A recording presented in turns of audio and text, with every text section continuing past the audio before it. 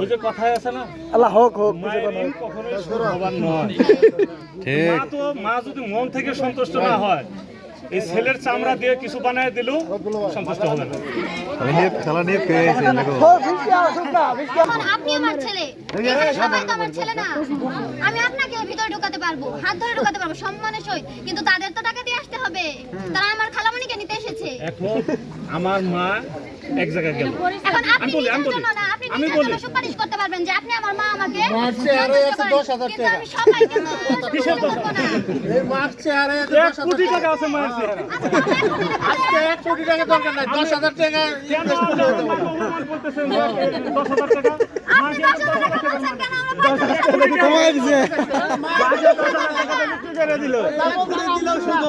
এক কোটি না, মায়ের ওজনে যদি আপনারা হীরা দেন, তাহলে ফারুক ভাই কমাই দিছে আমি আরেকজনের কাছে মাকে বিক্রি করে দিয়ে 10,000 টাকা দিয়ে তো নিয়ে বেরিয়ে যাইতাছে, আহেন আমরা এখন আপনি আসেন, তাহলে আপনার তো আমার মা সমস্যা 10,000 টাকা আপনারা দাম করবেন আর আমি ওটা মানিয়ে নেবো? অসম্ভব। না, আমি তো আটকেছি কাদের বরপক্ষকে। আপনি আমার সন্তান হিসেবে নিজেকে পরিচয় দিয়েছেন, আপনি